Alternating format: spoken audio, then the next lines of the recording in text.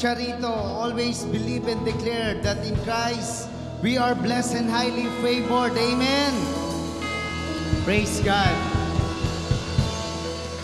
As the Bible says in John 4:24 says, God is a spirit, and worshipers must worship Him in spirit and in truth. Amen? Because we know from the Word of God in the message of full grace that our spirit, we are like Jesus in this world. Amen? We are holy and righteous. Kaya naman lahat po ng ating gagawin sa hapong ito sa pagsamba ay katanggap-tanggap na ngayon sa biyaya ng Diyos. Amen? And we know na ang dahilan ng nag-gather po sa atin dito ay ang biyaya ng Diyos. And thank you for the unconditional love of God. We know that this is our response to the great love of God. We love because He first loved us. Amen? So even in worship, let's declare the goodness of God. Let's worship the Lord and let's give Him praise. Let's enjoy the presence of God. We love to sing praises. We love to worship You. It is all by Your grace, for Your glory alone, Jesus. Thank You, Jesus.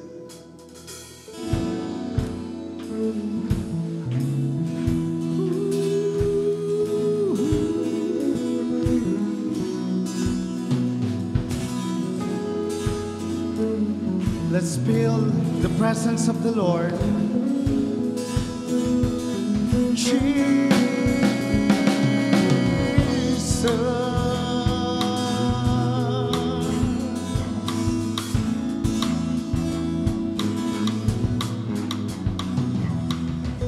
Over the mountains and the sea, Your river runs with love for me, and I will open up my heart and let the healer set me free. I'm happy to be in the truth, and I will daily lift my hands, for I will always sing when Your love came down.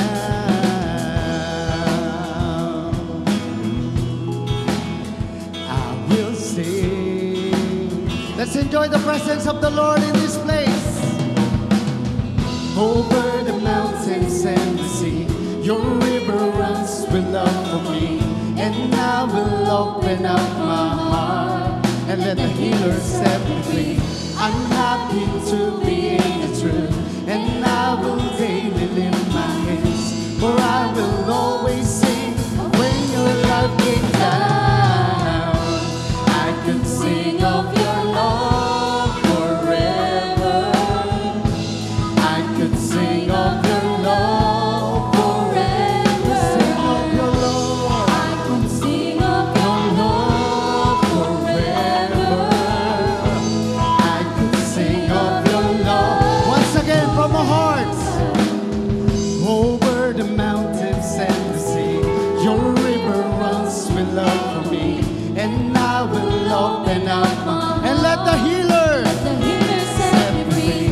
I'm happy to be in the truth, and I will daily lift my hands, for I will always sing when Your love came down.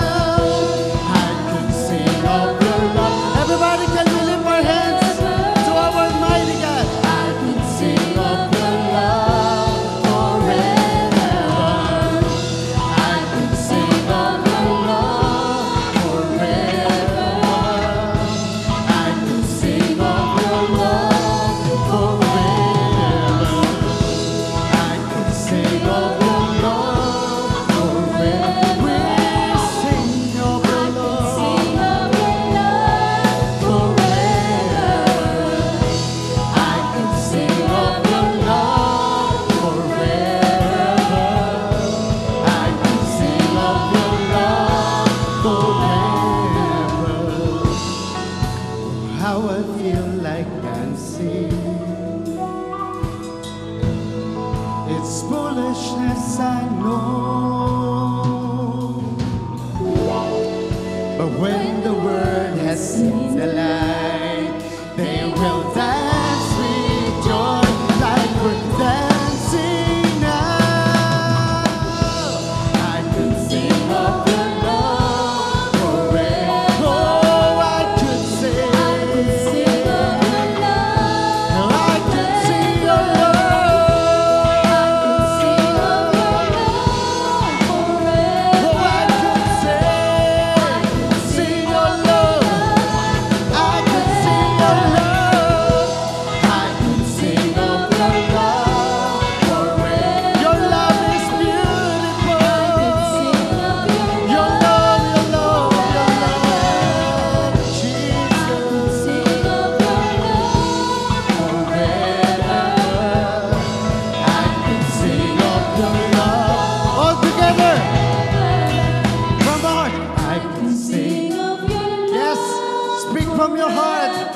Let's declare the love of God in this place.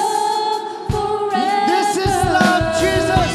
I could sing of your love forever.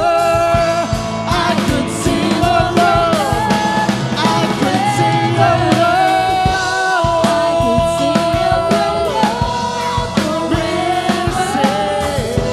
I could sing of your love. I could sing of love. I could sing of your love forever. We celebrate the goodness.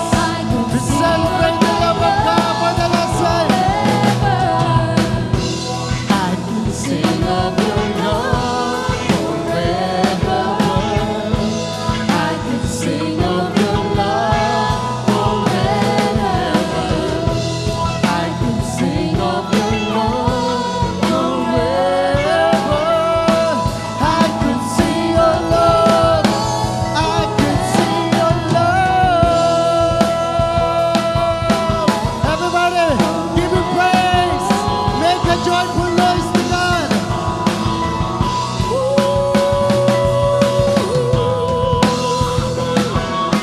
This is a pre-worship.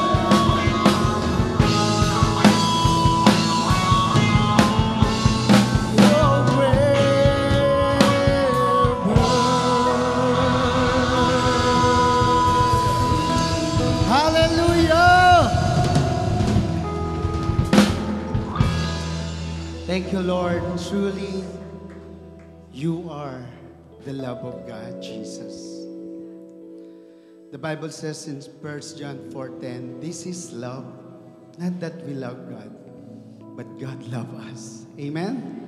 Hallelujah. What a great joy to know.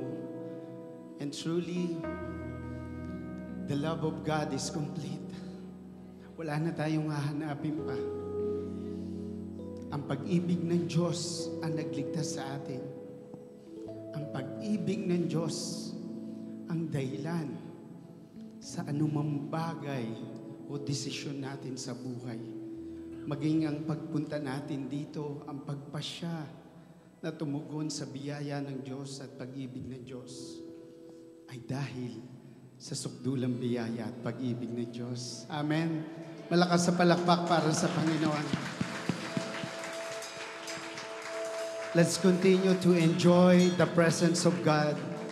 In the presence of God, there is fullness of joy. And the joy of the Lord is our strength. Thank you, Lord. Be magnify your name in this place. Ikaw lang ang may tataas. Ikaw lang ang maririnig sa aming tinig. Ikaw lang ang mapapapurihan sa aming kalagitnaan.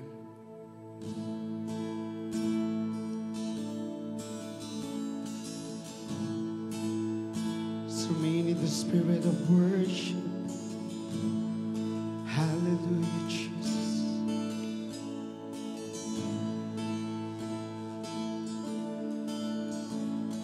Oh, I've heard 1,000 stories of what they think you're like, but I've heard the tender whisper of love in the dead of night, and you tell me that you're pleased and that I'm never alone. You're a good, good Father. It's who you are. It's who you are. It's who you are. And I'm loved by you. It's who I am. It's who I am. It's who I am. Oh, I've seen Many searching for answers far and wide, but I know we're all searching for answers. only you provide, 'cause you know just what we need before we say a word. You're a good, good Father. It's who you are. It's who you are. It's who you are. And I'm loved by you. It's who I am. It's who I am. It's who I am. You're a good, good Father. It's who you are. It's who you are. It's who you are. And I'm loved by you. It's who I am. It's who I am. It's who I am. You're a good, good, good Father. It's who you are. It's who you are. It's who you are. And I'm loved by you. It's who I am. It's who I am. It's who I am. You are perfect in all of your ways. You are perfect in all of your ways. You are perfect in all of your ways. We have a perfect God we serve. You are perfect in all of your ways. You are perfect in all of your ways. You are perfect in all of your ways. Let's declare. You are perfect in all of your ways. We are perfect. We have a perfect God. Yeah. You are perfect in all of your ways to us. Oh, it's love so undeniable. I can hardly speak. Peace so unexplainable. I can hardly think as you fall. We are called by God. Thank you, Holy Spirit. Thank you, God, for your calling. That all of us will be used all by your grace for your glory. Love, love, you're a good, good Father. It's who you are. It's who you are. It's who you are. And I'm loved by you. It's who I am. It's who I am. It's who I am. You're a good, good Father. It's who you are. It's who you are. It's who you are. And I'm loved by you. It's who I am. It's who I am. It's who I am. You are perfect in all of your ways. You are perfect in all of your ways. You are perfect in all of your ways to us. Let your will be done in our lives. Perfect in all of your ways. Yes, you are. Perfect in all of your ways. Let the will of God be done. Perfect in all of your ways to all the congregation sing and shout. You are perfect in all of your ways. Let's declare. You are perfect. I have a perfect God. Let your will be done in your body, in our churches, and in our lives, oh God. Oh, you are perfect in all of your ways. You are perfect in all of your ways. You are perfect in all of your ways. For the last time, you are perfect. You are perfect in all of your ways.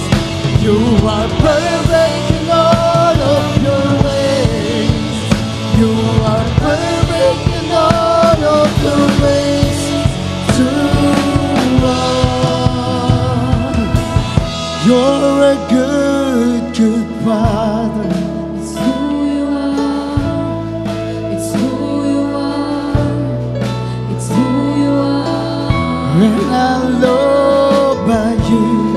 It's who I am. It's who I am.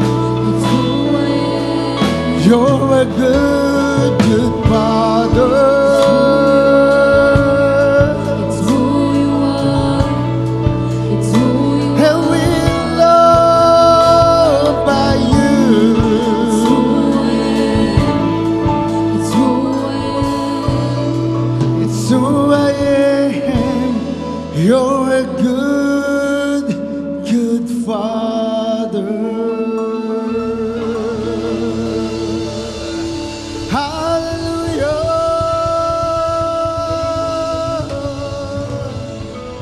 Jesus.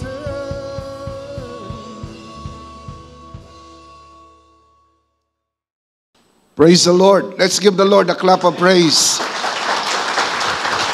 Come on, clap your hands. Make a joyful noise to God. Make His praise glorious, for the Lord our God is awesome. Well, everybody shout, praise the Lord. Praise the Lord. Everybody shout, hallelujah. Hallelujah. Well, how are you today? All is well. Pakibati ang katabi ng 2 thumbs up. You are Charito, blessed and highly favored of God. Do you believe that? Yes. Do you always believe that? Yes. Do you confess that every day? Yes. We should. Let's do that today. Everybody shout, I am Charito. I am Charito. I am blessed and highly favored. I am blessed and highly favored. I am a child of God. Let's give the Lord a clap of praise. Praise God.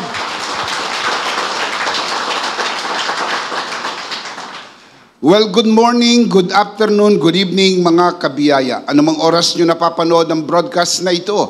Ako po si Bishop Emmy at ito po ang worship online ng The Lord's Community and EMI Community. And also, joining us online, the EMI Online Season 7 students from different parts of our country, Luzon, Visayas, and Mindanao, and also from over 40 international locations. Welcome everyone. Palakpakan si Lord. Welcome. Welcome everyone.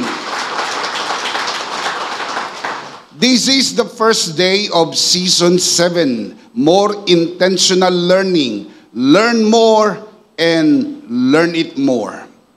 If you are watching this broadcast for the first time, please like and follow us on Facebook.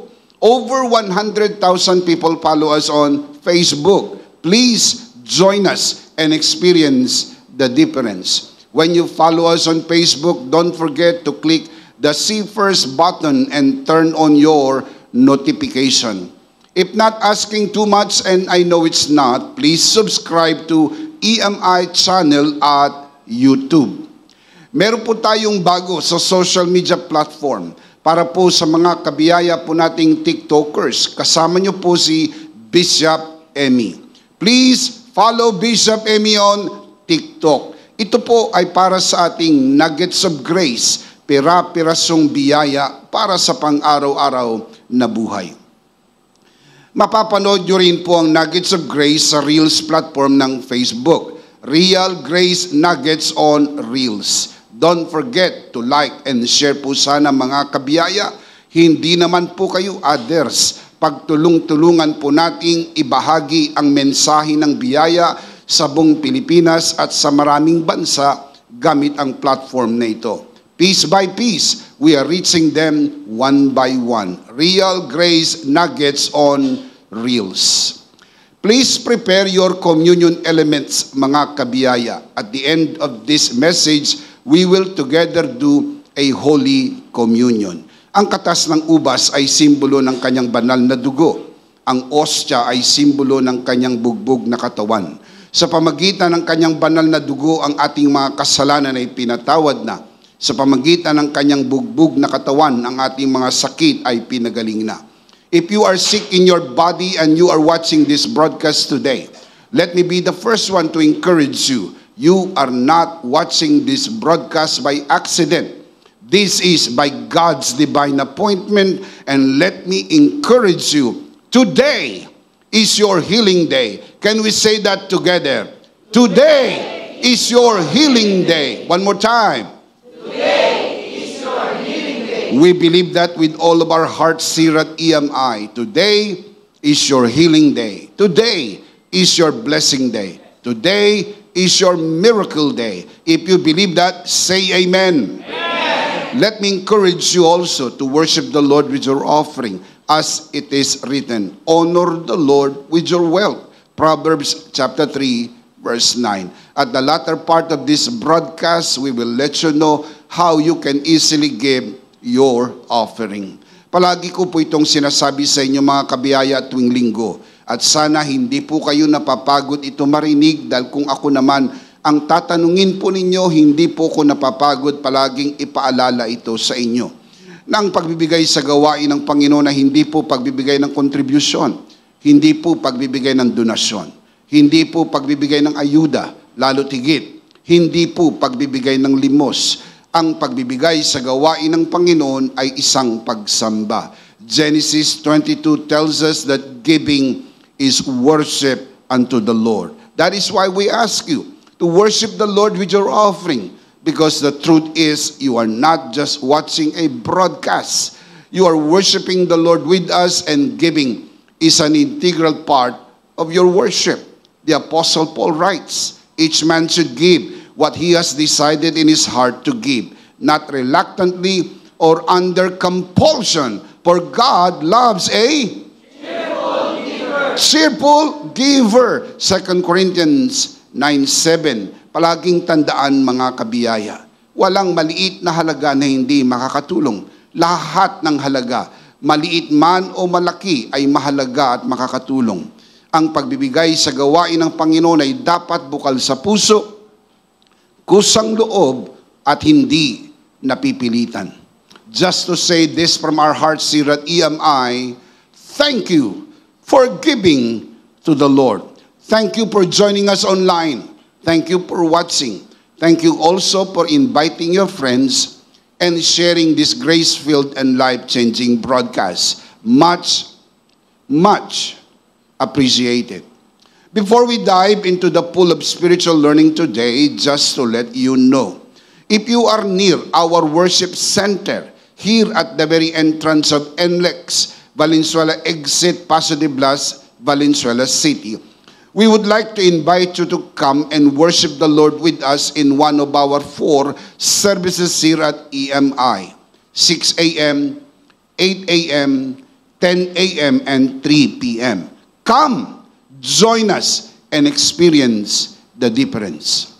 Thank you so much for joining us via online. Maraming salamat din po sa lahat ng mga kabiyaya na naparito sa umagang ito, sa oras na ito, para sama-sama nating sambahin ang Panginoon sa Espiritu at katotohanan. Palakpakan po natin ang Panginoon.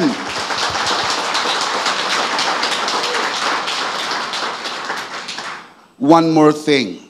Para po sa mga nagtatanong patungkol sa mga booklets and e-books ng EMI na isinulat ni Bishop Emmy, one of my newest e-books is entitled Grace and Miracles. Biblical Proof, Grace and Miracles Combined.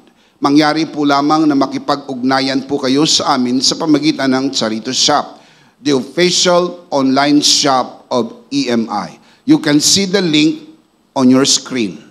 Another thing, nirelease na ng EMI ang full grace commentary on the book of Galatians, verse-by-verse commentary with live application and prayer every end of the chapter. This ebook is not for sale. This is our thank you gift for your generous offering towards supporting our mission to bring the message of full grace to our nation and beyond.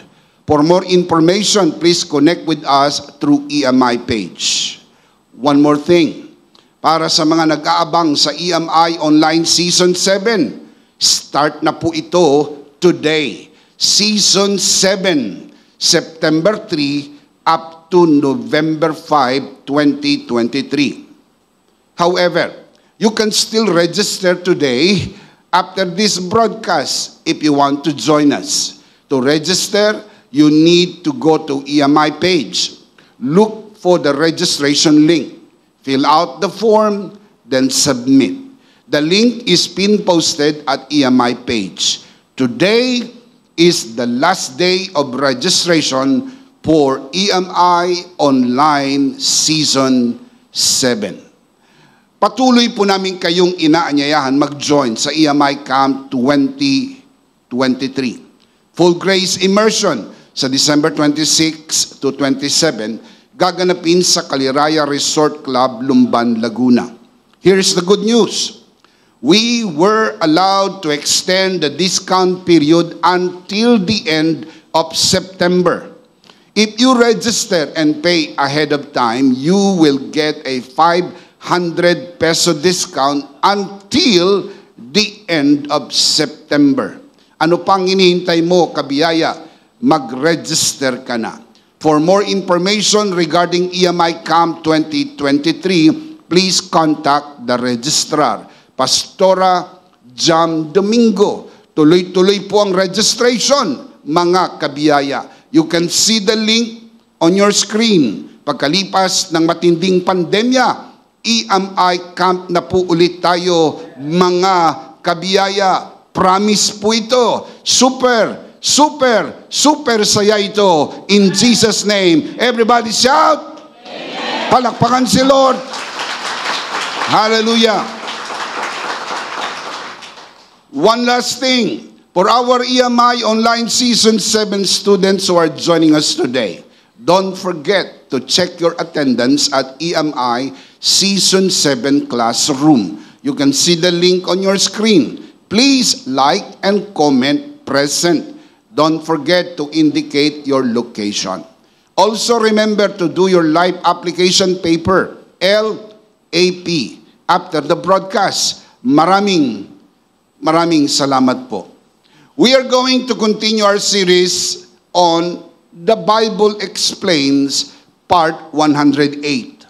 For EMI Online Season 7, this is your Session 1. Today, we're going to continue our discussion on the gifts of the Holy Spirit, Part 2.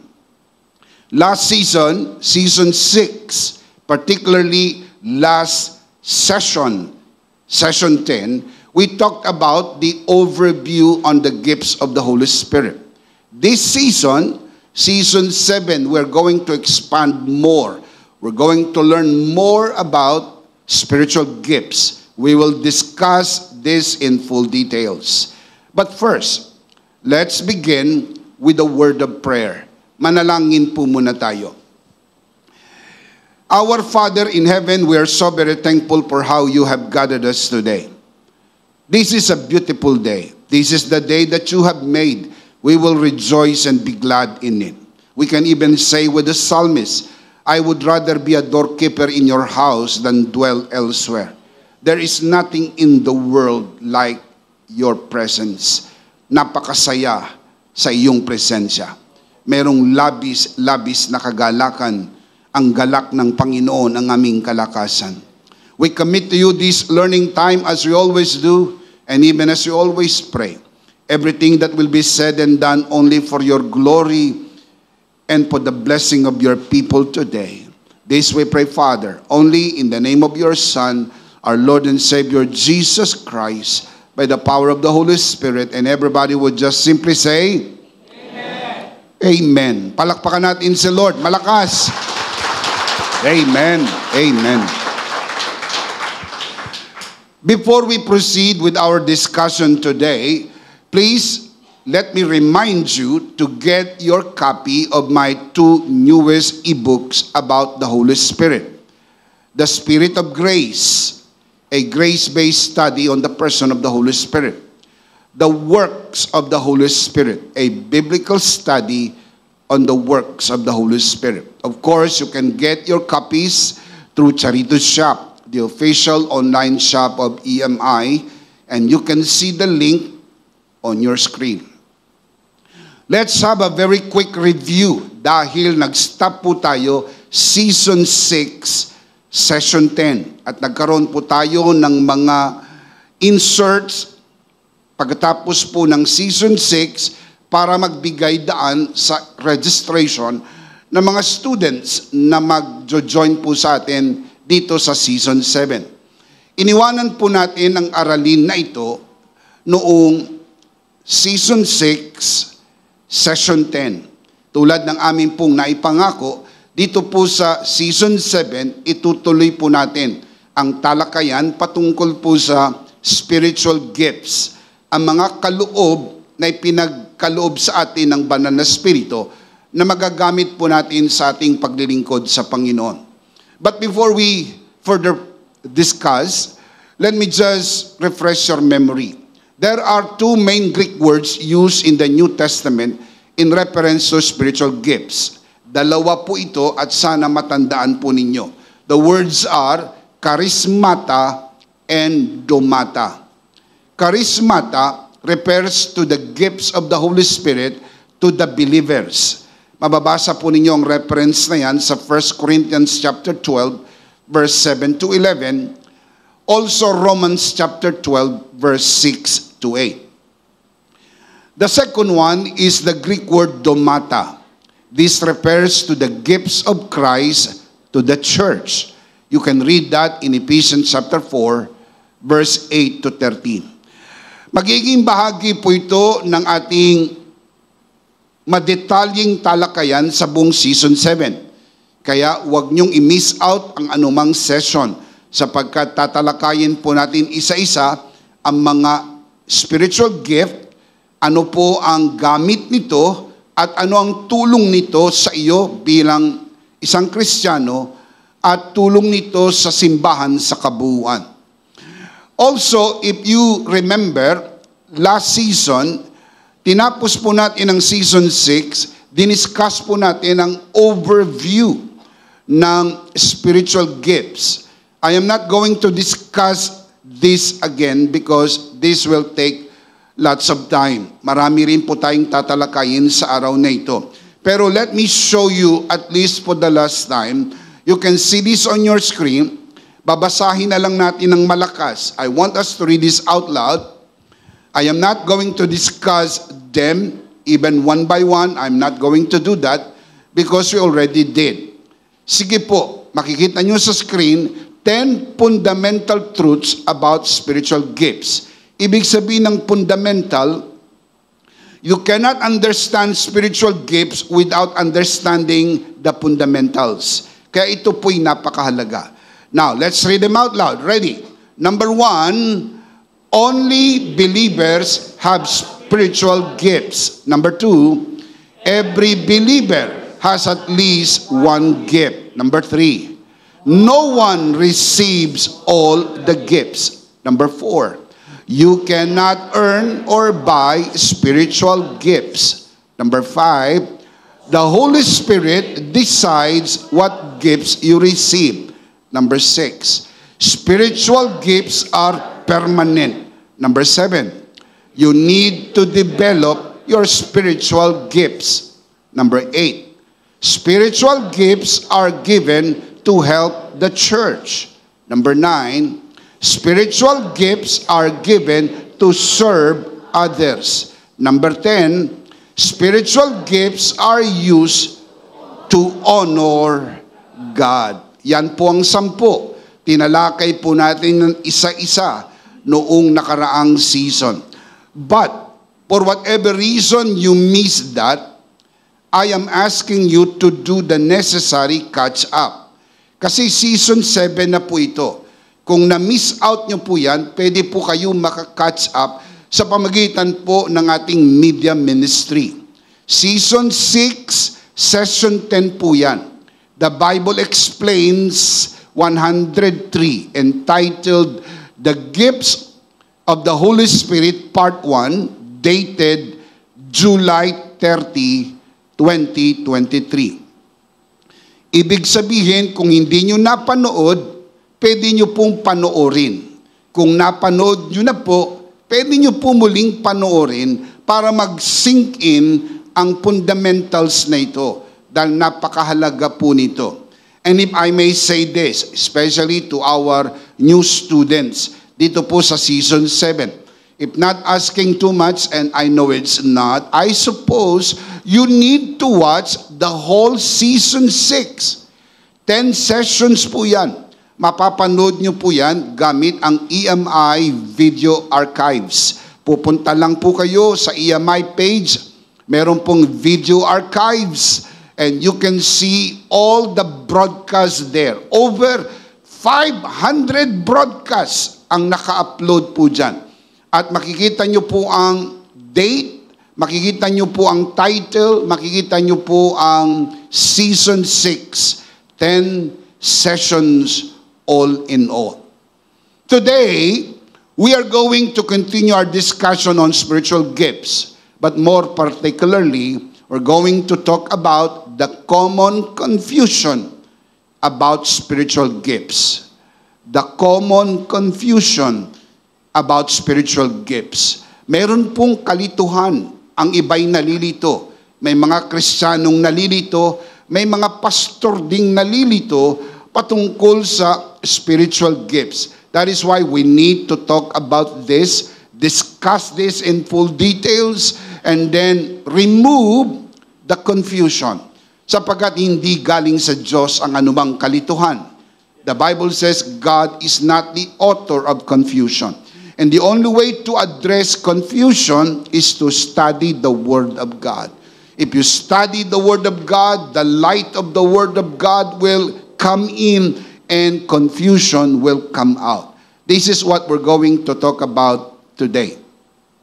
So let me share with you the common confusion about spiritual gifts. Number 1, don't confuse spiritual gifts with natural talents.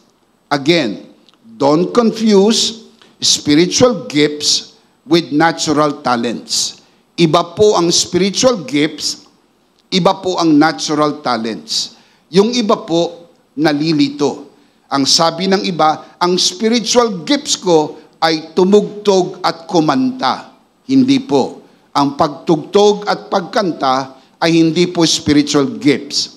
Yan po'y natural talents. Magagamit mo rin yan sa paglilingkod sa Panginoon. Pero bukod sa talento na mayroon ka, meron ka ring spiritual gift or gifts. Natatandaan niyo po ba mga kabiyaya, walang Kristiyano na walang spiritual gift. At least isa.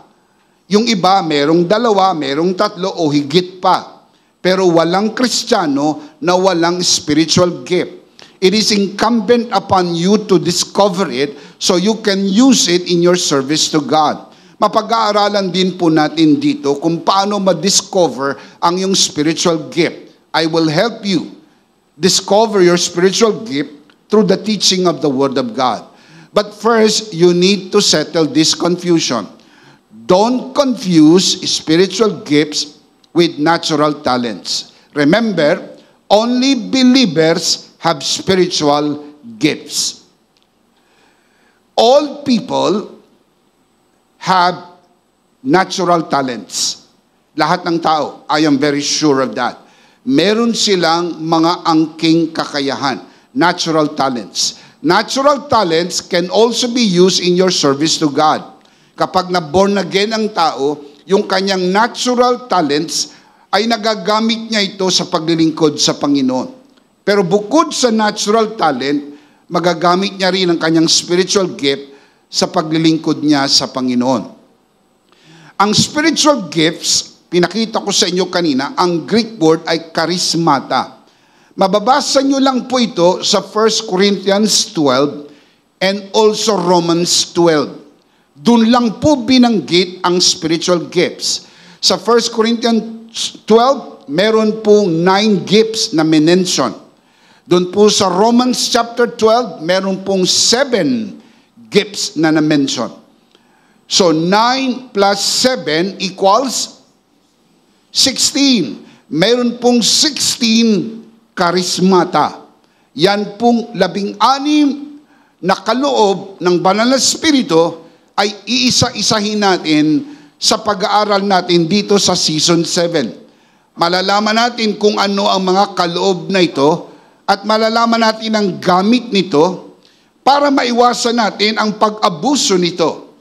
Sapagkat mahalagang maintindihan natin na ito ibinigay upang magamit ng wasto. Meron din pong na-mention na Domata gifts. Mame-mention po natin ito along the way. Mababasa po ninyo ito sa Ephesians chapter 4. Meron pong na-mention na 5 gifts. Debatably, some would argue it can only be 4 gifts. Well, of course, madidiscuss natin yan dito. May mga naniniwala kasi na 5-fold ministry. Meron ding naniniwala na only 4-fold ministry. Now, whatever you believe about this, stay tuned because we will discuss that and learn from the Word of God. I will not be giving you my opinion. I will only be giving you the Word of God because that is what we do here. The Bible explains paano ito ipinaliwanag ng Bible. Naniniwala kami, the verse is the voice of God. Do you believe that? Yes. We believe that with all of our hearts. So let's say that together. The verse is the voice of God. The verse is the voice of God. One more time, louder. The verse is the voice of God. Sa makatwid, pag walang ipinapakitang verse, hindi ka obligadong maniwala. Opinion lang yan ng pastor. Kahit gaano siya kagaling magpaliwanag, I don't care. Kahit gaano siya kagaling mag-Ingles, I don't care. I only care one thing, the verse. Show me the verse. Because the verse is the voice of God. That's what we do here. We look at the verse. We examine the verse. We look at the text. We look at the context. We look at the original text so that we can be sure this is what the Word says. Hindi opinion ni Bishop. Hindi opinyon ng sino mang Poncio Pilato. Hindi tayo interesado sa opinyon ng sino mang tao. Interesado lang tayo sa kaisipan ng Diyos na isinulat sa kanyang salita, the Bible, the Word of God. Amen. Kaya napakahalaga po ng salita ng Diyos. Now, look up here. Look at the screen. I will show you the difference between natural talents and spiritual gifts. Samahan niyo po ako. Ipapakita ko ito sa inyo kung anong pagkakaiba ng dalawa. As you can see right here, narito po ang natural talents. Natural abilities passed on through natural birth, genetics, education, exposure, and experience. As you contrast, dito po sa spiritual gifts, supernatural abilities given by the Holy Spirit. Through spiritual birth experience, we call it born again. Kaya nare-receive mo ang spiritual gift or gifts nung ma-born again ka. Wala kang spiritual gifts kung wala kang spiritual life. Ang born again is the impartation of spiritual life. Kapag hindi ka pa born again, you're spiritually dead. The moment you got born again, you receive life. At nung ma-receive mo yung life na born again ka by the Holy Spirit, remember, flesh gives birth to flesh, but the Spirit gives birth to spirit. Remember that. Dahil yan po ay kapanganakan through the Holy Spirit, nung ikaw ay ma-born again, na-receive mo ang spiritual gift or gifts. Kung hindi mo pa alam, hindi ibig sabihin wala. That is why it is incumbent upon you to discover. Alamin mo. Baka naman nagagamit mo na nang hindi mo alam. Baka naman alam mo na hindi mo alam. Bishop, parang nakakalito ah. Ang ibig ko sabihin ay alam mo pero hindi mo alam. Bishop, lalo kaming nalito ah. Ito ang ibig sabihin para hindi tayo malito. May mga Kristiyano na alam niya yun ang kanyang kaloob, Pero hindi naman pala yun ang tawag doon. Iba pala ang tawag doon, pero akala niya, yun. Siguro mas malinaw na yung kaysa nung una. Anyway, meron pa naman tayong buong season 7 para maging malinaw po sa atin yan. Pangalawa, ang natural talents ay everyone has natural talents. Lahat meron. Kahit sino meron. Ito pong spiritual gifts, only believers have spiritual gifts. So at least maliwanag ang contrast. Number 3, can be developed. Ang natural talents can be developed.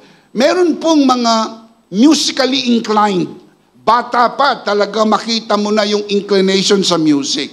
Pero pag binigyan mo yan ng proper training, binigyan mo yan ng exposure, tapos nagkaroon niya ng experience, mas mahusay pa na magagamit niya ang kanyang talento. Can you say amen to that? Maganda po na pag may mga anak kayo, titignan nyo yung kanilang mga natural talents. Tapos, doon nyo po i-develop. Bigyan nyo ng exposure. Kapag mahilig po siya sa pagsayaw, mahilig siya sa pagkanta, mahilig siya sa pagtugtog, mahilig siya sa pagdrawing, mahilig siya makipag-argumento, baka abogado yan. Yung bang ayaw magpatalo, laging nakikipagkatwiranan, o kaya baka magaling magsinungaling, abogado yan. Of course, kayo ang higit na nakakakilala sa inyong mga anak. Take time to discover yung kanilang mga talento. Tapos, doon nyo po ibagay ang kurso. Ito anak, magandang kurso, bagay sa iyo. Para pagka nakuha niya yung kurso na yan, nadidevelop naman yung kanyang natural talents. Dito po, it can also be developed, ang spiritual gifts. Remember what the Apostle Paul said to the young pastor? Fan into flames the gift that has been given to you. Pagningasin mo, paglagablabin mo ang kaloob na ibinigay sa iyo. So kung nabigyan ka ng spiritual gift, pwede mo pong i-develop. Kaya meron pong mga training, may mga school, katulad po ng EMI. Ang EMI po ay isang paaralan, pambiblia, focus on the full grace, upang hubugin at sanayin ang ating mga kaloob sa ating paglilingkod. Now, as we move on, number 4, natural talents can be used in various aspects of life, including spiritual. Ang yung talento, magagamit mo rin sa paglilingkod. Pero, pwede rin pagkakitaan. May mga yumayaman po sa kanilang talento, sa kanilang pagtugtog, sa kanilang pagkanta, sapagkat yan po'y kasama sa entertainment. Kaya may mga tao po na yan ay ginagamit nila sa kanila pong paghahanap buhay. Ang iba, ang pagsayaw. Ang iba naman po ay sa pagdrawing, pagpinta. Napakamahal po ng painting, di po ba? Kapag sila ay may kakayang magpinta, binibili ang kanilang mga paintings, napakamahal. Kung iba naman po ay meron tinatawag na natural talent ng athleticism. Talagang ang kanilang katawan ay very athletic. Nakakatalon sila ng mataas, nakakatakbo sila ng mas mabilis, at saka meron silang kakayahan. Mga yumayaman po dyan. Sila po ay nagiging mga atleta, kaya sila po ay nagagamit din po nila yan sa kanilang mga paghahanap buhay. Kumpara sa spiritual gifts, can only be used for spiritual purposes, nothing else. Ito hindi pwedeng i-merchandise. Ito hindi pwedeng i-commercialize. Naalala niyo po yung kamalian na ginawa ni Simon Magus sa Acts chapter 8. Nung makita niya ang mga alagad ay merong spiritual gifts. Pag ipinapatong ang kamay, ay tumatanggap ng Holy Spirit ang sinumang patungan ng kanilang kamay. Inalok niya ng pera ang mga alagad upang sa pamagitan nito magkaroon din siya ng ganitong kaloob. Of course, namumuhunan siya. Ito ang pera, bigyan niyo ko ng kaloob. Na, pag pinag-aralan niyo ang background ni Simon Magus, siya po'y magician, siya po'y salamangkero.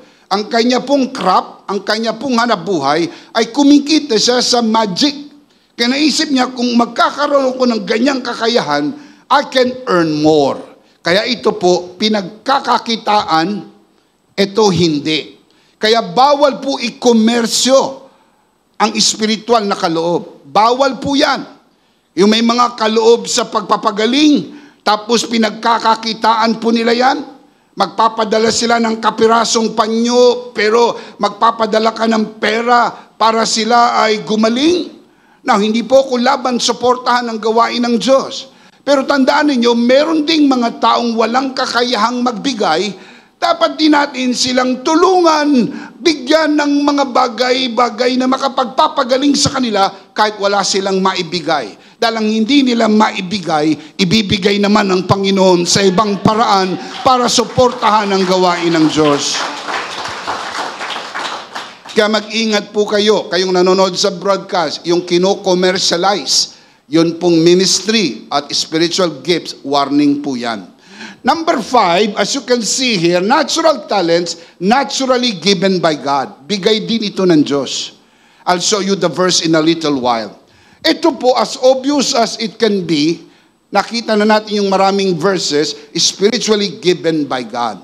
Ang dalawa ay parehas bigay ng Diyos. Natural talents, bigay din ng Diyos. Well, let me ask you, ang yung natural na buhay ba galing din sa Diyos? So kung ang natural life mo galing kay God, ganon din ang yung natural abilities, talents, bigay din po yan ng Diyos. Lahat ng mabubuting bagay galing sa Diyos.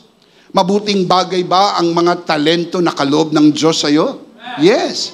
Can you imagine? You can sing well. You can sing even better than others. You can play music better than others. You can do things better than others. Yan ay mabuting bagay. Saan po yan galing? Let me show you the verse. James chapter 1 verse 17. Every good and perfect gift is from above, coming down from the Father of the heavenly lights, who does not change like shifting shadows. Every good and perfect gift is from above. Galing sa Diyos? Yes. Dahil mabuti ang Diyos. We have a good Father. Napakabuti ng Diyos na lahat ng mabuti ay hindi niya ipagkakait sa iyo. Palakpakan natin si Lord. Amen. Amen. Let me give an example. Exodus chapter 31 verse 2 following verses. See, I have chosen Bezalel, son of Uri, son of Hur, of the tribe of Judah. I have filled him with the Spirit of God, with skill, ability, and knowledge in all kinds of crafts, to make artistic designs for work in gold, silver, and bronze. Verse 5, to cut and set stones, to work in wood, to engage in all kinds of craftsmanship. Moreover, I have appointed Oholiab, son of Ahisamach, a tribe of Dan, to help him referring to Bezalel. Also, I have given skill to all craftsmen to make everything I have commanded you. So yung kanilang natural na kakayahan sa craftsmanship, nothing to do with spirituality, yet bigay ni God. And yet, yung kanila pong gift sa craftsmanship ay ginamit nila in service to God. See, sabi ko po sa inyo, pwede rin gamitin ang iyong spiritual, ang iyong natural na kaloob sa spiritual na paglilingkod. Natural na talento sa spiritual na paglilingkod. Kasi lahat naman yan ay galing sa Panginoon. Can you say amen? Palakpakan natin si Lord. Amen. So number 1, don't confuse spiritual gifts with natural talents. Maliwanag na po ba? Wala nang confusion. Iba po ang spiritual gifts, iba po ang natural talents. Parehas galing kay Lord, parehas magagamit, parehas pwedeng i-develop. Yung natural pwedeng i-commercialize dahil yan ay pwede mong gamitin sa hanap buhay. Pero ang spiritual gifts hindi pwedeng i-commercialize. Yan po'y gamit lang for spiritual purposes. Yung isa natural, yung isa spiritual. Can you say amen? Amen. We need to move on. Number 2, don't confuse spiritual gifts with spiritual fruit. Again, don't confuse spiritual gifts with spiritual fruit. Huwag kang malito. Magkaiba ang spiritual na kaloob sa spiritual na bunga. Kuminsan, kasi pagkakala natin bunga, kaloob. Kaloob, bunga. Magkaiba po yun. Galatians chapter 5, verse 22 up to 23. The Apostle Paul writes, "But the fruit of the Spirit is," singular, "but the fruit of the Spirit is love, joy, peace, patience, kindness, goodness, faithfulness, gentleness, and self-control. Against such things there is no law." Kung magiging particular ka, may mga binanggit. Love, joy, peace, patience, kindness, goodness, faithfulness, gentleness, and self-control. Ilan lahat? 9. Kaya minsan nalilitong iba, dahil sa 1 Corinthians 12, meron din binanggit na 9 spiritual gifts. Dito, meron din pong 9, sabi nila, spiritual fruit. Hindi po fruits. Fruit, singular. Dahil yan po'y considered as one. Hindi pwede magkaroon ka ng isa na wala ang iba. Kasi yan po'y package. The fruit of the Spirit is love. Hindi po fruits. Pag fruits, marami. Fruit salad. Madami. Ito, isa lang. Bakit isa lang? Singular eh. Hindi naman pwede tayo mag-interpret. Yun ang nakalagay sa Greek. Sa grammar niyan, singular lang yan. Isa lang. Kaya hindi mo pwedeng, the fruits of the Holy Spirit are the following. Hindi po. The fruit of the Holy Spirit is love. Yun lang talaga, love. Pero pag may love, may joy. Pag may love, merong peace. Pag may love, merong patience, kindness, goodness, faithfulness, gentleness, and self-control. Kasi ang lahat ng ito ay ekspresyon ng pag-ibig. Kapag may pag-ibig, mayroong kagalakan. Kapag walang pag-ibig, puro kaguluhan, puro kalungkutan, puro sama ng loob, puro away. Pag walang pag-ibig, walang patience. Sapagkat hindi ka mapagpainuhod, gusto mo lang mapagbigyan ng sarili mo at the expense of other people. Pag walang pag-ibig, walang kabaitan. Pag walang pag-ibig, walang katapatan. Kaya yun pong nagmamahal sa asawa, tapat sa asawa. Ang may pag-ibig, merong kahinahunan. Meron pong gentleness, banayad, hindi basagulero, hindi po nangaamok, hindi po nananakit. Ang pag-ibig ay mapagpigil sa sarili. Pipigilin niya ang kanyang sarili sapagkat ang pagpipigil sa sarili hindi sa ganang iyong sarili. Yan ay bunga ng Espiritu Santo na nasa iyo. Kapag nasa iyo ang Espiritu Santo, nasa iyo ang bunga. Inulit ko po, pag nasa iyo ang Espiritu Santo, hindi pwedeng wala ang bunga. Dahil ang bunga ay bunga ng Espiritu. Mga kapatid, hindi naman yata pwede na nasa iyo ang puno, wala ang bunga. Kung nasa iyo ang puno, Holy Spirit, nasaan ang bunga? Nasa puno. Kaya kung nasa iyo ang Holy Spirit, dapat nasa iyo rin ang bunga. If you are a child of God, you are truly born again, you have the Holy Spirit and you have the fruit of the Holy Spirit. Now, to have the fruit is one thing, but to display the fruit is another thing. Yung iba nasa kanila, pero hindi na i-display. Hindi na ipapakita. Bakit? It takes maturity to display the fruit of the Holy Spirit. It depends on your maturity. Now, why I say so? Because you need to renew your mind so that the fruit of the Spirit inside your born-again spirit can be displayed and people can see love, joy, peace, patience, etc., etc. Now, let me put it this way. The display of spiritual fruit shows our maturity, while the exercise of spiritual gifts shows our ministry. 2 words. Maturity and ministry. That's why you need to understand this to settle your confusion. Iba ang maturity, iba ang ministry. Now listen up. Merong mga involved sa ministry pero hindi mature. Kaya nagkakaproblema sila sa ministry. Nagkakaproblema sila sa grupo. Nagkakaproblema sila sa church. Kasi hindi mature. Pero meron siyang exercise of spiritual gifts. Kaya delikado kapag nauna yung ministry sa maturity. Kailangan po mga kapatid a certain degree of maturity. Kaya kapag involved ka sa ministry, dapat involved ka rin sa study of the Word. Kaya huwag bigyan ng ministry yung ayaw mag-aral ng salita ng Diyos. Delikado yan. Mga nakikinig po sa broadcast na ito. Huwag niyong bigyan ng ministry yung ayaw mag-aral ng salita ng Diyos.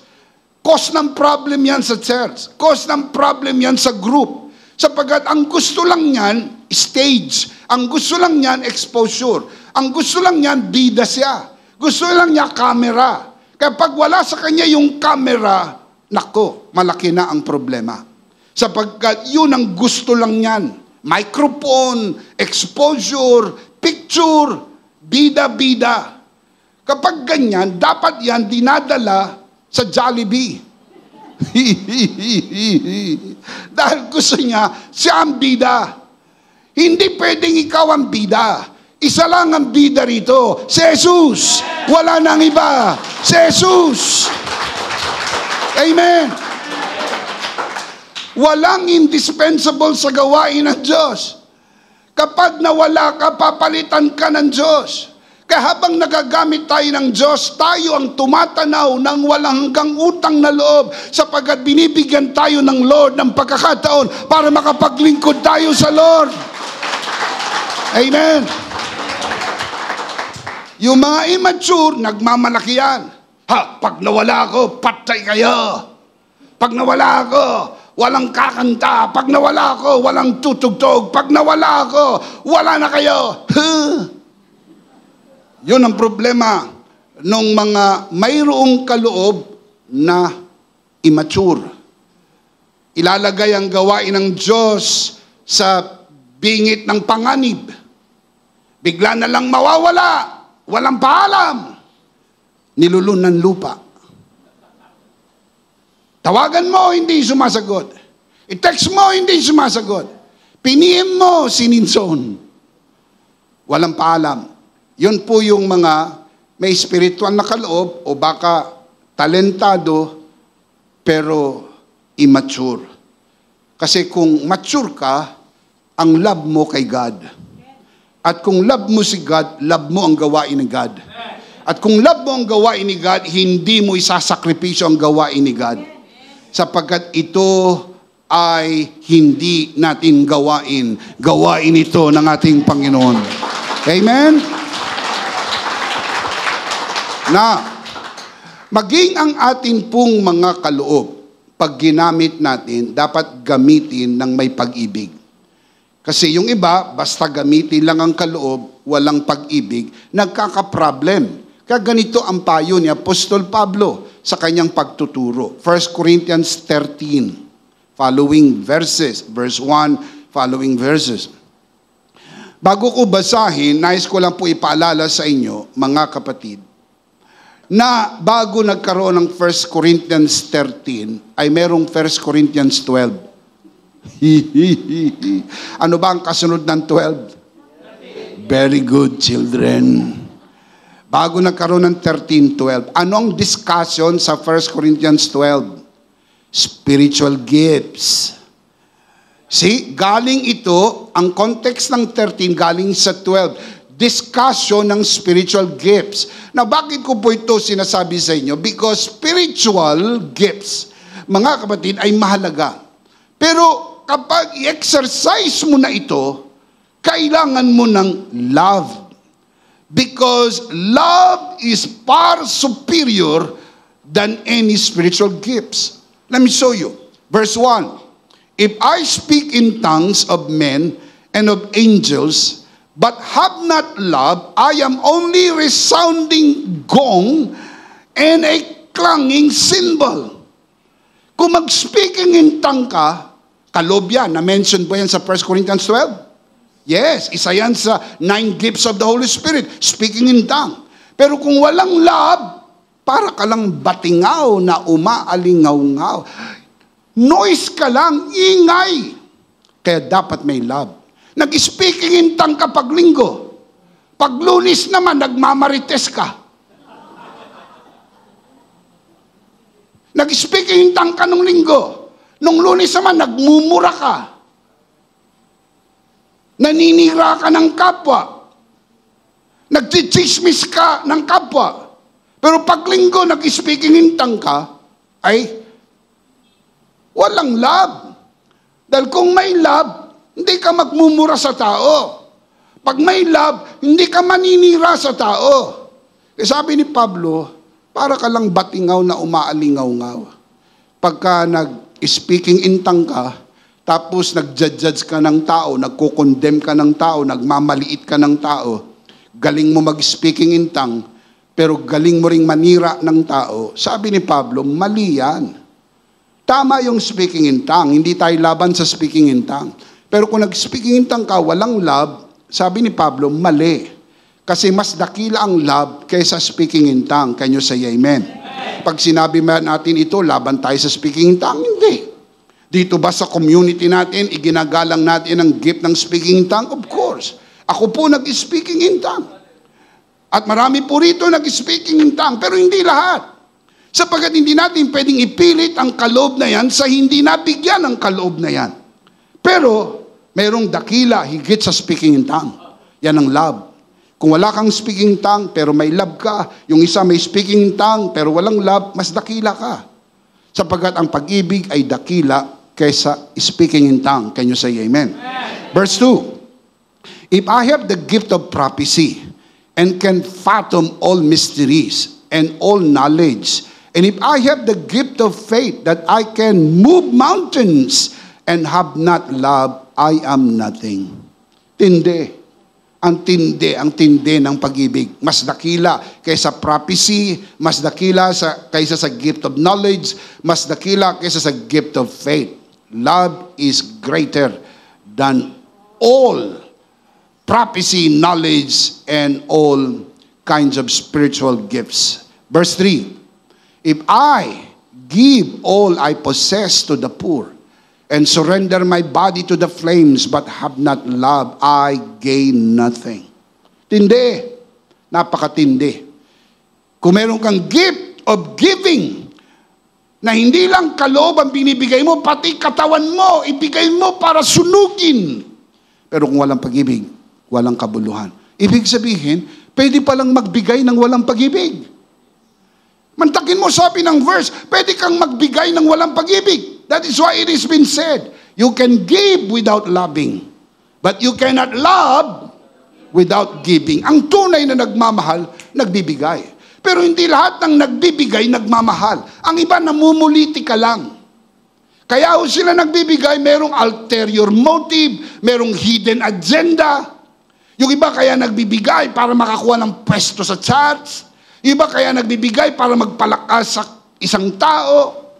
Na hindi ko sinasabi yan ang ginagawa mo. Sinasabi ko na yan ay reality. Nangyayari yan kahit kanino kung hindi maingat.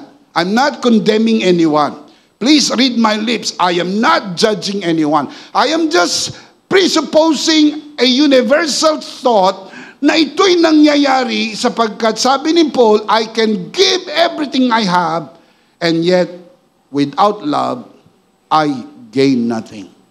Chapter 12, 1 Corinthians, ang kasunod, 1 Corinthians 13. Correct. Anong kasunod ng 13? 14. Kasunod ng 14? 15. Kasunod ng 15? 16. Very good. Now, why I say that?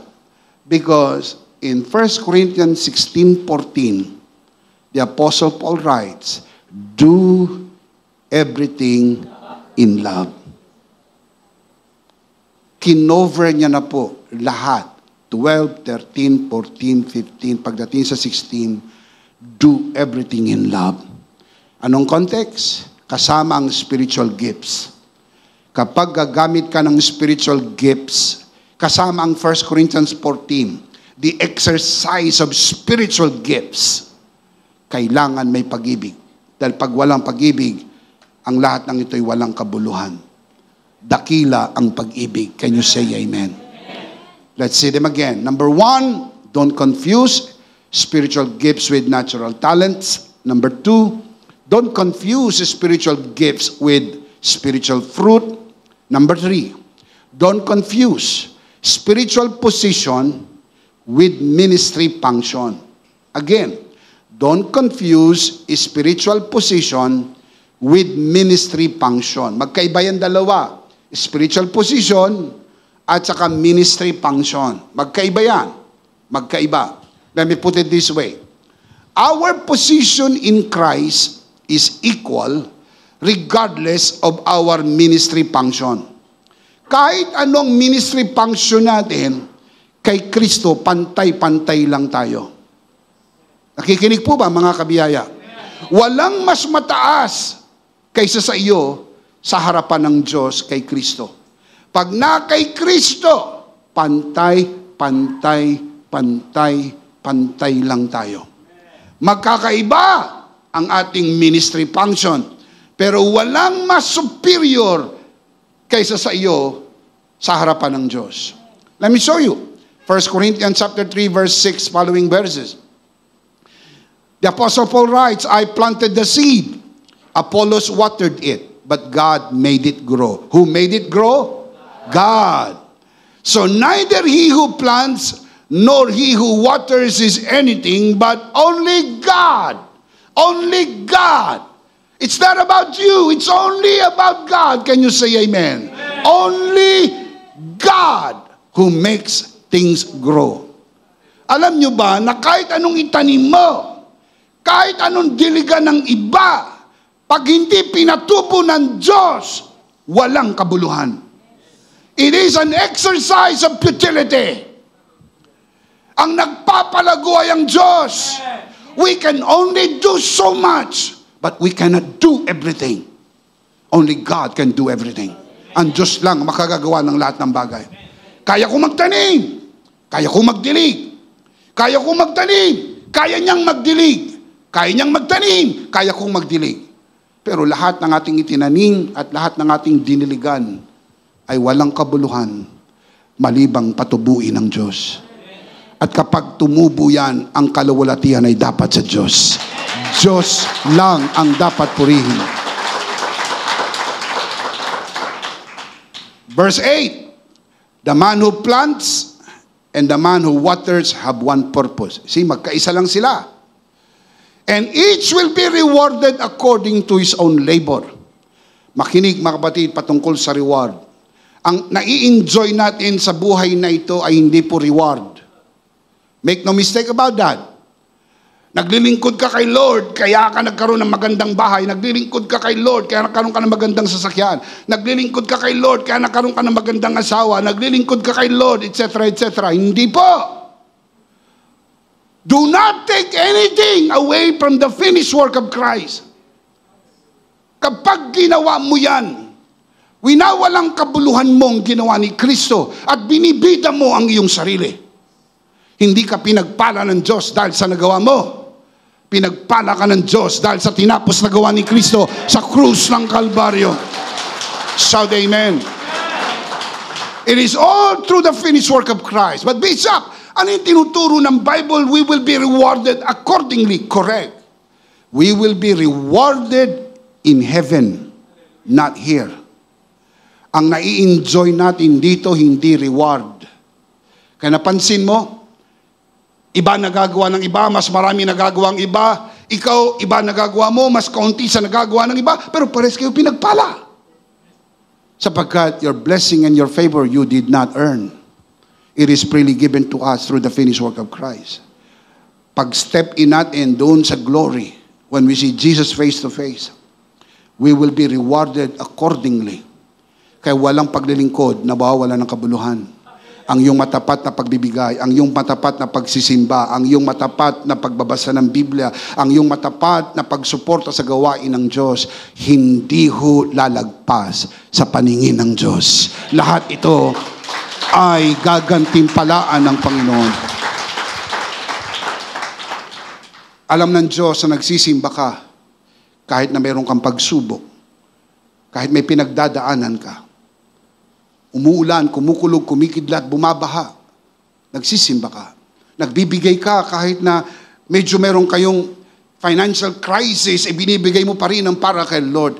Hindi po yan lumalagpas sa paningin ng Diyos. And you will be rewarded accordingly. Can you say amen? Look at verse 9. Oh, this is powerful. Look at this. Look at this. Each will be rewarded accordingly to his own labor. Verse 9.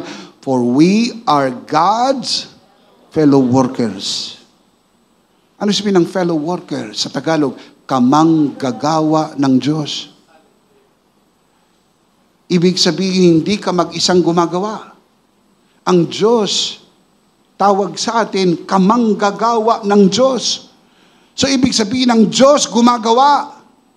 Nakakahiya naman yata sa buto mo, ang Diyos gumagawa, hindi ka gumagawa. At kaya ka naman nakakagawa dahil ang biyaya rin ng Diyos gumagawa sa iyo. Hindi sariling gawa, kundi gawa ng Diyos sa iyo at sa pamagitan mo upang pagkatapos ng mga araw, ang Diyos lang ang mapuri at ang Diyos lang ang maluwalhati. To God be all the glory. Shout amen. Galatians chapter 3 verse 28. There is neither Jew nor Greek, slave nor free. Now look at the next line. Male nor female, for you are all one in Christ Jesus. Ibang ministry ng babae sa ministry ng lalaki. Pero pantay lang sa harapan ni Kristo. See? Hindi nang nagmamatter ang gender. Hindi ko mo lalaki, mas maraming magagawa. Hindi ko mo babae, kaunti lang ang magagawa. Hindi po, babae man o lalaki, pwedeng gamitin ng Diyos sa kanyang gawain. Tinatanong iba, babae ka, hindi pwedeng magpastor. Sino nagsabi? Nakakita lang kayo ng isa o dalawang verse sa Bible, gumawa na kayo ng konklusyon ng babae, hindi pwedeng magpastor. Bakit? Limitado ba ang kakayahan ng Espiritu Santong gumamit because of genders? Dahil babae, hindi pwedeng magpastor? Hindi po. Mapag-aaralan po natin yan. Babae ka man o lalaki, basta binigyan ka ng kaloob ng pagpapastor, magagawa mo yan. Kaya mo lang nagagawa yan dahil sa kaloob din na bigay ng Diyos sa iyo. Amen. But of course, look up here and look at my eyes. Yung mga naniniwala ng iba at ang paniwala hindi pwedeng magpastor ang babae, ginagalang ko po kayo. Yan po'y karapatan ninyo sa inyong simbahan and I respect you for that. Pero hindi po yan ang teaching ng Bible. It may be denominational. Dahil may mga denomination na ayaw nilang pagpastorin ng babae. Hey, you are missing a lot. Maraming mga babae na binigyan ng Lord ng gift ng pagpapastor. Mas magaling silang magpastor kaysa sa isang lalaking walang gift ng pagpapastor. Pagtapatin mo babae, lalaki, yung babae merong gift ng pagpapastor, yung lalaki walang gift. Mas maunsa yung babae. Sabi, ang kanyang kahusayan ay hindi sa ganang sarili, kaloob ng Espiritu Santo. Kaya magagamit siya ng Lord. Can you say amen? Male and female, one in the eyes of God. Can you say amen? Your ministry functions do not determine your spiritual position in Christ. I want to say that again. Your ministry functions do not determine your spiritual position in Christ. Now, your spiritual gifts do not make you superior to others in any way. Now, listen up. I want to say that again. Your spiritual gifts do not make you superior to others in any way. Na bakit ko po sinabi? Kasi Makakarinig kayo sa mga simbahan ng point of comparison. Mas maeka ito kasi nag-speaking in tongue. Mas spiritual eka nag-speaking in tongue kaysa sa hindi nag-speaking in tongue. That is absolutely wrong. Yung speaking in tongue ay isang kaloob lang. And that does not make the person superior than the other one who does not speak in tongues. My goodness. Saan natin nakuha ang turo na yan? Na mas superior ang isa kaysa sa isa dahil sa certain gifts. You are dividing the body. You're hurting Christians if you do that. Hindi po yan tama. Ang ating mga kaloob ay iba't iba. Pero dapat nagmamahalan tayo bilang magkakapatid sa Panginoon. Walang condemnation, walang judgment.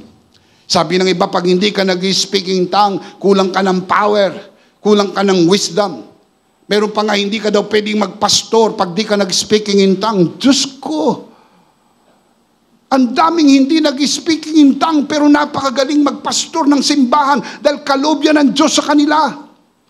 Meron mga kilala ako nag-speaking in tongue, nagbale-balentong. Wala na ngayon. Maraming buhay ang sinira dahil nagbale-balentong. Pero yung hindi nag-speaking in tongue, hanggang ngayon ang church niya matatag. Bakit? Pinagpapastoran ng tinawag ng Diyos. Dapat ang magpapastor yung tinawag ng Diyos. Kasi kung tinawag siya ng Diyos, ang kanyang kakayahan hindi galing sa tao, galing sa Diyos. Can you say amen? Mas mataas ang bishop kaysa pastor. Sino nagsabi? Yung bishop? Siyempre, sasabihin niya yung pabor sa kanya. Pero mali yun. Mali. Makinig po maigi. Ang bishop at ang pastor, pantay lang. Dahil ang ibig sabihin ng bishop, mag-oversee. Episkopos, mag-oversee. Magkaiba lang sila ng ino-oversee. Yung pong ino-oversee ng pastor, yung kanyang members. Ang ino-oversee ng bishop, yung mga pastor. Sabi ng iba, mas mataas ay kayo, ino-oversee niya mga pastor. Dahil yun ang kanyang pangsyon. Sino nagbigay sa kanya ng pangsyon? Ang Lord. Now, kaya yung iba, hindi makontentong magpastor. Nagpa-bishop.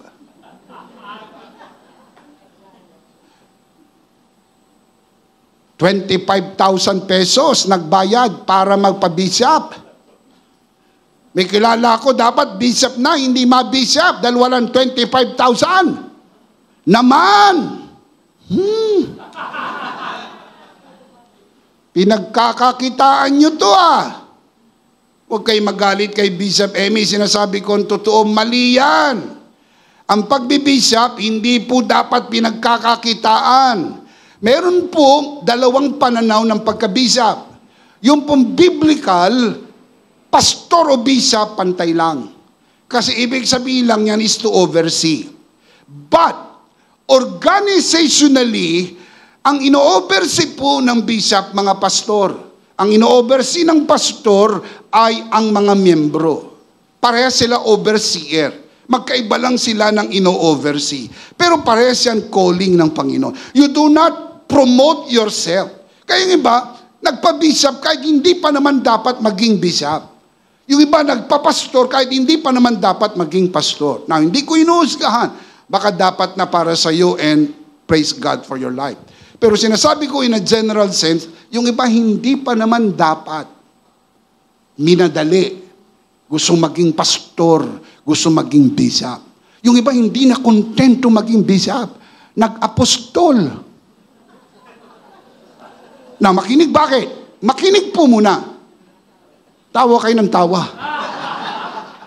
Di pa kayo nakikinig. Bakit?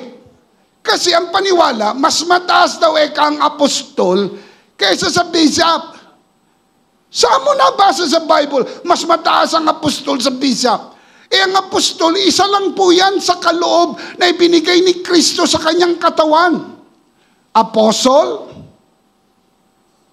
prophet, evangelist, pastors, and teachers. Apostol, mataas dahil unang binanggit. Saan nyo nabasa dahil unang binanggit mataas? Hierarchy ba yun dahil unang binanggit mataas? Hindi po. Depende po yan sa pag-a-arrange. Merong ang nagsabi, nag-board exam daw. Top 1 siya. Bakit ka naging top 1? Dahil alphabetical arrange. Nandun siya sa number 1, sa dawan top 1. Hindi. Opinion lang naman niya yun. Pero alam niyo ba dit, ang apostol hindi mas mataas kaysa sa propeta, ebanghilista, pastor o guro. Ginagawa lang po nila yan. Makinig po. Because they want to make themselves superior to others. Mas mataas ako. Eh di ikaw na. Wala na akong may papaliwanag sa taong ang tingin sa kanyang sarili mataas. Pero dito, pantay-pantay lang tayo sa harapan ng Panginoon. Shout amen. Come on, make a joyful noise to God. Hallelujah. I'll show you the verse. 1 Corinthians 12:21. The eye, the overseer, cannot say to the hand, the doers, I don't need you. The head, referring to Christ, cannot say to the feet, the movers, I don't need you. Apakagandang verse. Mismo si Kristo, na ulo ng iglesia, ay hindi pwedeng sabihin sa paa, hindi ko kayo kailangan. We need each other. Can you say amen? Let me put it this way. Without Christ, we cannot do it. Without us, Christ won't do it. Now, I did not say Christ can't do it. I did not say that Christ cannot do it. Yes, He can do it. But He chooses not to do it without us. Because the wisdom of God says that God will do it with us and through us. Yun talaga ang wisdom ni God. Gagawin niya ito sa pamamagitan natin. I'll show you the verse to prove it.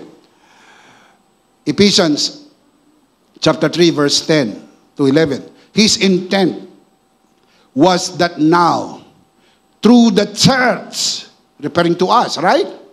Tayo ba in church? Through the church, the manifold wisdom of God should be made known to the rulers and authorities in the heavenly realms, according to His eternal purpose. This is the intent of God. It is the eternal purpose of God that through the church, gagamitin ng Lord ang kanyang iglesia, which He accomplished in Christ Jesus our Lord. That is why we believe. Without Christ, we cannot do it affirmatively. But without us, the church, Christ won't do it. Because it is the intent and eternal purpose of God that God has to use the church to show the manifold wisdom of God.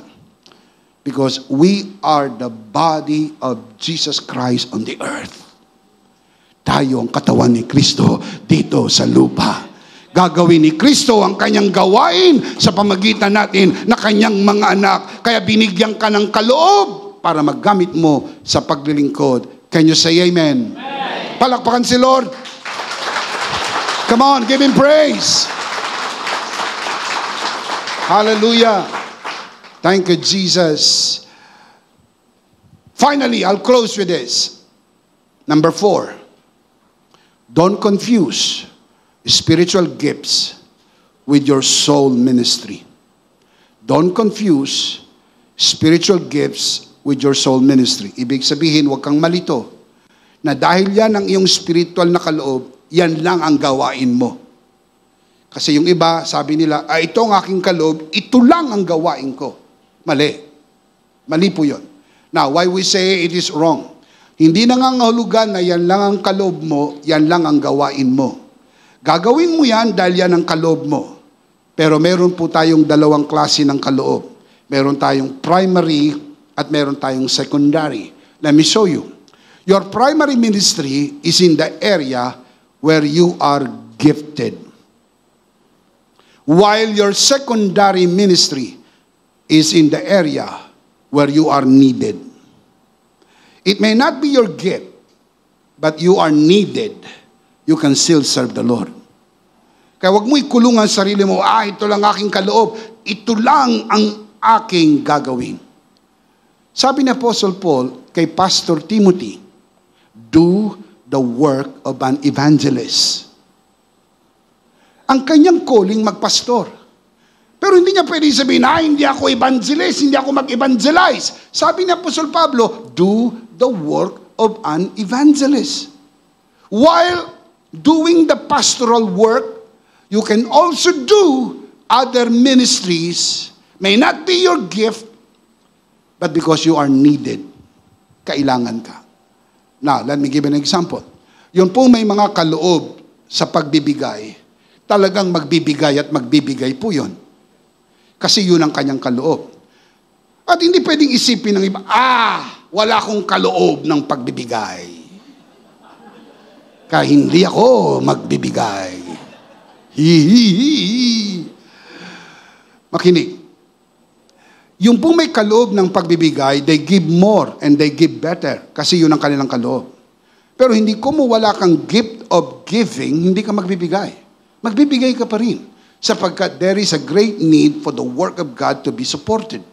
Hindi tayo makakalayo. Hindi natin maabot ang buong Pilipinas. Hindi tayo makakapunta sa ibang bansa kung hindi tayo magtutulong-tulong sa matapat na pag-aambag at pagbibigay. Can you say amen?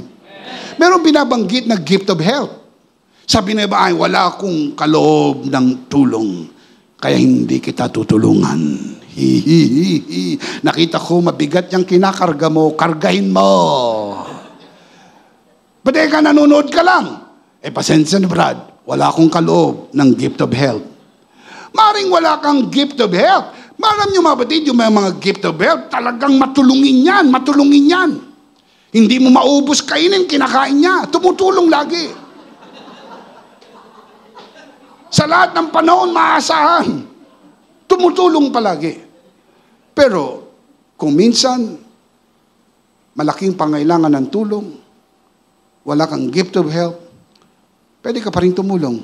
Sapagkat may pag-ibig ka sa puso mo na gusto mong tumulong sa gawain ng Panginoon.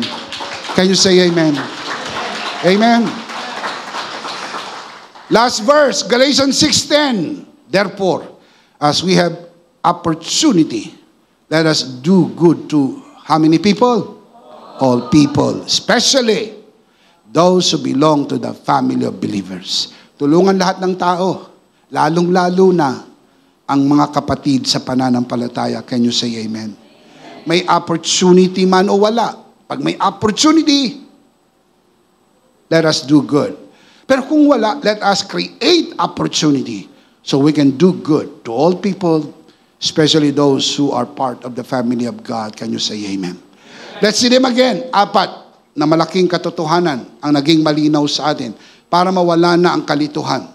Common confusion about spiritual gifts. Basahin natin malakas, sabay-sabay. Ready, sit up straight. Number 1. Don't confuse spiritual gifts with natural talent. Number 2. Don't confuse spiritual gifts with spiritual gifts. Number 3.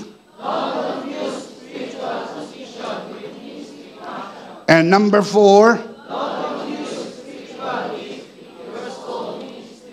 Maliwanag po yan. Can you say amen? Amen. Now, let me close by giving you the life application. Of course, I do not want you to go home or even finish watching this broadcast without knowing what to do. Number 1, utilize your gifts and talents to serve God. Number 2, practice your spiritual gifts with love. Number 3, show humility in your service to God. And number 4, prepare yourself for every opportunity to serve God. 4 words: utilize, practice, show, and prepare. At least we know what to do after hearing the Word of God. And the big idea is this: in Christ, I am always ready to serve God. Are you in Christ? You are always ready to serve God. In season and out of season, we are always ready to serve God. What is the big idea? Mas malakas pa. In Christ, I am always ready to serve God. Always ready to serve God through my gifts and talents in every opportunity with love and humility. Of course, we do not want to end the broadcast without giving you who are watching this broadcast the opportunity to receive Jesus today, be saved, and have the wonderful gifts of the Holy Spirit and serve God all the days of your life. Kung gusto mong tanggapin ang Panginoon Jesus sa iyong puso, manalangin tayo ng pagtanggap. Taas natin ang ating dalawang kamay, kayong nanonood sa broadcast, at sa lahat ng narito sa bulwagang ito. Ating itaas ang ating dalawang kamay, ipikit ang mata, at sumunod sa panalangin ng pagtanggap. Ariin mo na isang personal mong panalangin, ang panalangin ng pagtanggap. Manalangin tayo. Panginoong Jesus, ako po'y makasalanan. Hindi ko po kayang iligtas ang aking sarili. Ako'y mapapahamak ng hiwalay sa iyo. Narinig ko po ang mabuting balita. Ako po'y naniniwala. Tinatanggap kita sa aking puso bilang aking Panginoon at aking tagapagligtas. Salamat po. Pinatawad mo na ang aking mga kasalanan. Isinulat mo na ang aking pangalan sa aklat ng buhay. Sa pangalan ni Jesus. Amen. Ako na lang po ang mananalangin, Ama, sa oras na ito. Itinataas ko po sa harapan ng sinumang sumunod sa panalangin ng pagtanggap sa unang pagkakataon. Pinagkakatiwala po namin sila sa iyong kagandahang loob na sila'y lumago sa biyaya at sa bagong natagpo ang pananampalataya. Sa pangalan ng Panginoong Jesus, tayo po'y magsabi ng Amen. Amen. Palakpakan si Lord. Praise God. Kung tinanggap mo, Panginoong Jesus, sa iyong puso bilang Panginoon at sarili mong tagapagligtas, nakikigalak kami sa iyo, kapatid. At sa araw na ito, gusto naming sabihin, welcome to the family of God. Welcome. Welcome to the family of God. Dahil born again ka na, tinanggap mo ang Panginoon sa iyong puso, nasa iyong banal na espiritu, nasa iyo na rin ang kaloob ng banal na espiritu. Magagamit mo sa paglilingkod sa Panginoon sapagkat kay Kristo, palagi kang handa maglingkod sa Diyos. In Christ, you are always ready to serve God. Can you say amen? Tayo po'y dumako sa ating banal na komunyon. Kunin po natin ang ating communion elements and let's do this together, mga kabiyaya.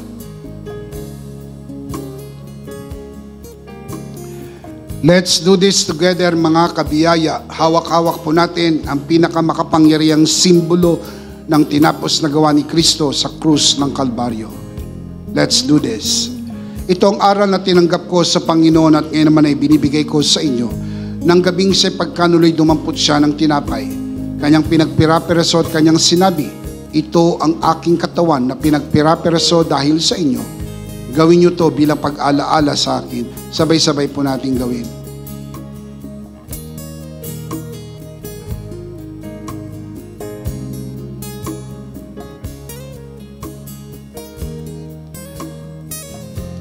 Kaya hindi naman matapos maghapunan ay kanyang inawakan ng saro at kanyang sinabi, ito ang saro ng bagong tipan na pinagtibay ng aking dugo. Gawin niyo to bilang pag-alaala sa akin. Sabay-sabay po natin gawin.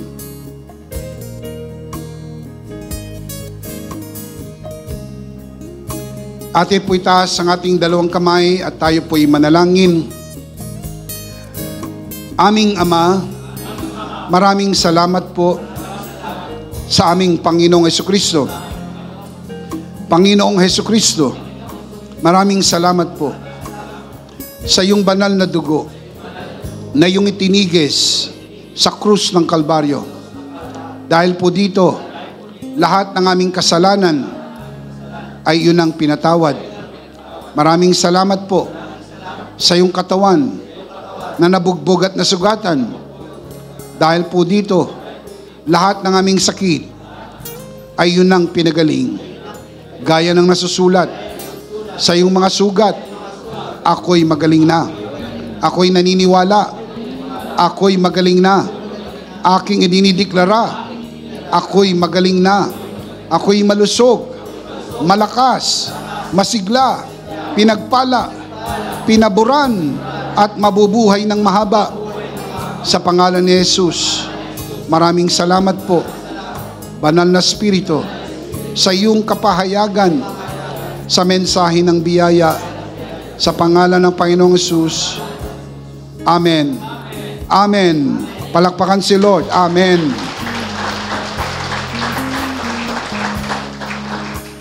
Isang beses pa, malakas, sabay-sabay. Ano po ang ating big idea? In Christ, I am always ready to serve God. Louder. In Christ, I am always ready to serve God. In Christ, I am always ready to serve God. Are you in Christ? Yes. You are always ready to serve God. Can you say amen? Last of all, let me speak to your heart, you who are watching this broadcast. If this broadcast has blessed you, and if not asking too much, I would like you to bless this ministry with your love offering, so that together we can reach the world with the message of full grace. And from the bottom of our hearts here at EMI, we would like to say, thank you for giving to the Lord. We'll see you next Sunday, purposely on site, but definitely we'll see you again online. Ako po, si Bishop Emmy, kasama po si Pastora Jo at ang kabuuan ng The Lord's Community and EMI Broadcast. Maraming salamat po. Stay a bit for more announcement. Stay blessed and stay connected. Always remember, in Christ, you are Charito.